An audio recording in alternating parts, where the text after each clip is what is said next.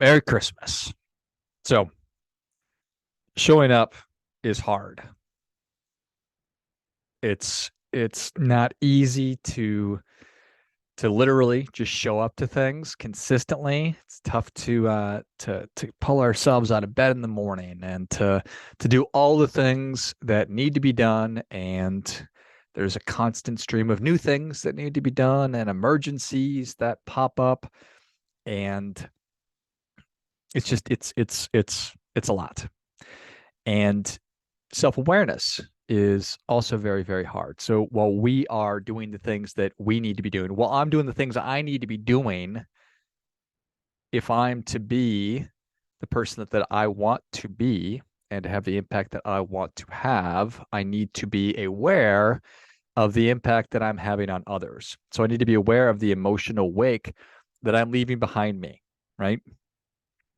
You're familiar with boats. You've been on a boat, been in a harbor of some kind, and there are no wake zones where you're not supposed to blow through at 50 miles an hour in your boat because you're going to ruin everybody else's day and leave a huge wake. And so it goes for you and I and in our lives. You know, people that are completely oblivious. They have no self-awareness whatsoever. They do not know, they don't care. They are unconsciously incompetent and just leave wake everywhere they go. They leave a wake of destruction in every human interaction that they have. We're all aware of these people. And life is not a game of perfect. I do my best to be aware, to be mindful and thoughtful, and all the fulls of the impact that I'm having on those around me and on the impact that the words that I choose have, the impact that my writing has. Everything that I do, I try to think it all the way through. So, self awareness, it's hard, but we can do hard things. I do hard things every day. You do hard things every day. So, we can do that. And I advocate that you and I spend more time than we are thinking about these things. And this is as much for me, more so for me than it is for other people. So I'm not by no means wagging my finger at you, dear listener, and saying, you need to be doing a better job of this, and you should be doing this, and you should stop doing that. That's not what I'm interested in doing. That's not what I'm trying to do. I'm advocating and encouraging you, as I do myself, to be more mindful, be more thoughtful, to spend a little bit more time thinking about the impact that I'm having on other people. And here we are. Merry Christmas. This is being released on Christmas Eve because I want, because it's a time of the year, whether you celebrate Christmas or you don't, that we're around people, we're around our families, our loved ones. It's time off. So it's a time to be reflective, and it's a time to make sure that we're not being the person at the dinner table or whatever it might be who is just blowing everything up. And again, not easy. There's this wonderful quote from Ram Dass. He famously said, if you think you're enlightened, go and spend a week with your family and let me know how that goes. So again, I I have been trying to be a better meditator since 2015 and to not be so easily upset and all that. So again, as much for me as it is for everybody else who is listening. So you already know this, but I think it's really worth repeating that in order to be self-aware, I need to know who it is that I am. And when I'm clear on who I am, when I'm clear on the person that I want to be, so this ideal version of me, what is the ideal version of you? And then it's a function of how close am I getting to that consistently? And some days I'm going to hit it out of the park, I'm going to nail it. Other days I'm going to come up short. It's fine. The whole idea is that I'm consistently striving and I'm consistently trying to live up to that version of myself. that I think is highest and best, to be that version of me, to get closer to it consistently. And no better time to test that than the holidays, when we're around stressful environments, or we're around our when we're with ourselves, when we're with our partners, when we're with our kids, when we're with our in-laws, and everybody else. So I think it's just a really, really, really important thing. So who are you? Who am I? You are your beliefs. Our beliefs equal who we are. And your beliefs are your operating system. So it's what you believe is true. And plus our values. So our beliefs plus our values, that's essentially who you are as a human being. So your beliefs are your operating system. Just like our telephones have an operating system. It's constantly running in the background, 24/7, and it's making a lot of decisions on our behalf, right? Because we make like 36,000 decisions a day, which comes down to hundreds every minute. And if I had to consciously make those, it just wouldn't work. I'd freeze up. I wouldn't physically be able or mentally be able to consciously make all the decisions which are required on a daily basis. So our operating system is doing that on our behalf. It's just constantly running in the background. So where did these beliefs come from? Well, they came or were given to you through your DNA. I think that's very much true. It's through your nature. You are the way that you are because of your DNA. So thank your folks, thank your folks, and your folks, and on and on and on, and that just is what it is.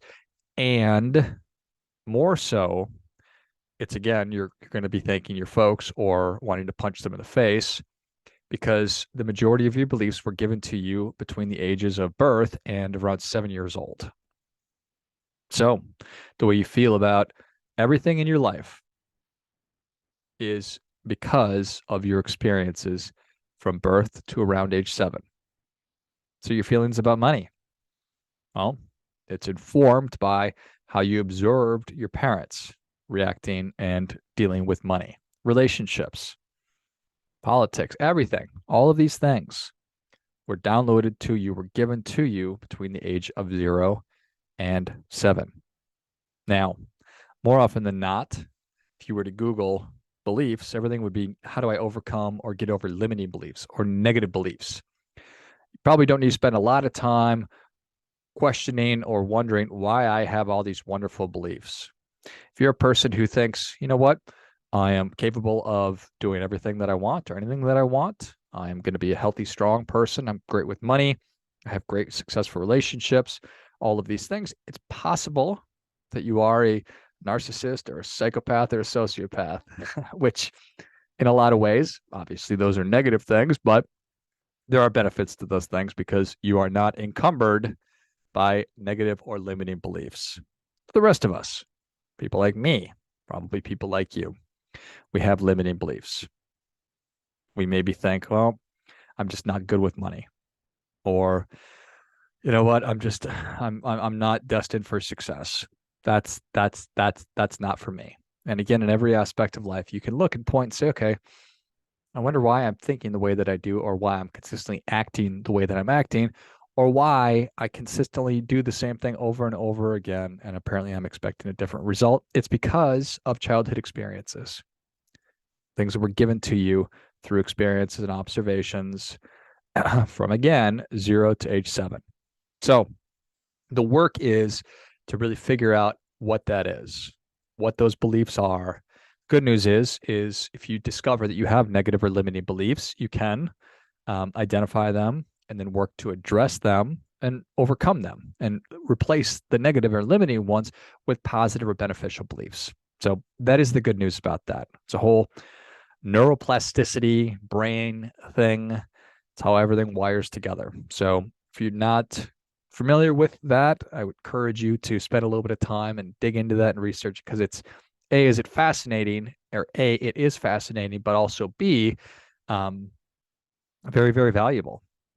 I can all but guarantee that every minute that you spend investigating the way that your operating system works is a massive investment in your future that will pay dividends to you for a really, really, really long time.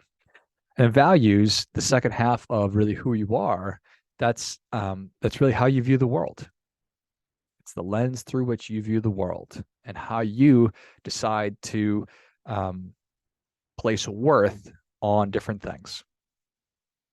You maybe believe that experiences are more valuable or more have a higher worth than physical things, or the opposite. Maybe you're a techie person and you want the latest gear, you want the latest device, and that's way more important than you than going on a vacation or going out to dinner. I don't. These are all value decisions that we internalize, make decisions on our own, and then they inform how we allocate our most important resources, what you spend your time on, what you spend your money on, what you give your attention to, what you are willing to and excited to spend energy on. So the more clear we can get on what our values are, then obviously the happier that we're going to be and the closer we're going to get to actually getting what we want.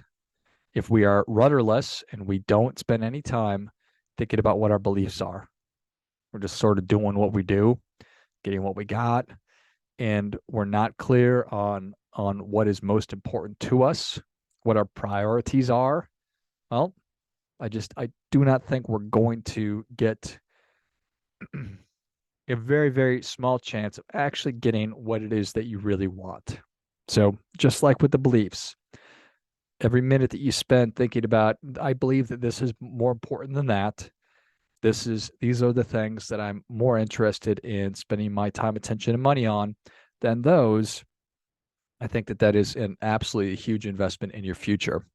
And therefore, then our behaviors are the physical manifestation, representation of who we are. And your behaviors, what you do, speaks volumes more than what we actually say. And we know that that's true. You know that that's true. So this person is saying this, but they're doing that. Essentially speaking out of both sides of their mouth. They're saying one thing, but they're doing something that is completely the opposite. And this is something I'm guilty of, something that we are all guilty of. So, and that's the whole thing. Once I know this is the version of me, this is who I want to be now, when I grow up, whatever. This is the human being I'm interested in being, the ideal version of myself. Well, how close to that am I? Are my behaviors aligned to that version of me? If I play it out and just keep doing what I'm doing, what is that guaranteed to get me? Is it going to get me that thing that I want? Is it going to be, is doing what I'm doing, will that result in what I want? Yes, no, maybe so. This, like the other couple of things, every minute that you spend thinking about that, you put pen to paper, I think it'll be a massive investment in your future. So what does this have to do with what I've been, started talking about? Does any of this make sense? Are these the ramblings of a crazy person? Maybe, but no, I don't think so. The whole thing is whether or not you yourself have children, there probably are some children in your life. And I want you to be super mindful, super thoughtful, think about, pay attention to what you're doing, how that's going to impact them. That's what I'm getting at here in a very roundabout way. It hasn't been really that roundabout. I feel like it's been fairly direct path because you are having an impact on them. They're watching you. They're observing you. They're watching what you do. They're watching how you act with others, how you treat other people. They're watching how you treat your spouse, how you treat people that you encounter that are strangers. Everything that you're doing, they are absorbing, and it is creating their operating system. You are imprinting on young people beliefs, their beliefs. So if your beliefs are crap, you're going to give your kids or your brother's kids or whoever's kids, you are going to damage them. Heavy, but true. Speaking of heavy, heavy is the head that wears the crown. So now that you know, I want you to take it really seriously. And I don't want you to walk on eggshells. I'm not saying that. I'm not saying parse out every single word, but just be aware that young, impressionable minds are around and paying close attention to you. So me, I am bothered by the problems in the world. I'm bothered by things that I believe to be unjust. I'm bothered by the direction of lots of things. I'm also wise enough to know, thanks to Jack Cornfield, that I must tend to the part of my garden that I can reach. And the same is true for you. If you are frustrated and bothered by things that you see in the world that you're not happy with, well, one clear thing that you have absolute control over is paying attention to your emotional wake. You think, oh, that's not that big of a deal, but it is. It's a really big deal. And if we all did that, if we were better stewards of the impact we were having on others, if we did a more thorough job of exploring who it is that we are, that we want to be, and by evidencing and through our behavior, giving evidence to the world, it's possible. I have done the work. I've taken the time to think about what I want, the person I want to be, and now I'm showing everybody. I'm an example. I'm a leader. I'm a shining example. That's a big deal. And you've done your work. You've done a good job. And it's Christmas, for goodness sakes. And we're talking about kids. Isn't that worth it? And the answer is of course, yes. So be self-aware. I know it's hard. I know life is hard, but you can do hard things. The only way to live how you want is to know how you want to live. The only way to be the person that you want to be is to know the kind of person that you want to be. How does that person act? How do you allocate and spend your most important resources of time, attention, and money? And are you evidence to the world of those things? Are you an example? You are. Whether or not you're a good example, that remains to be seen. Same goes for me. So Merry Christmas, everybody. Remember, you do your part by doing your best.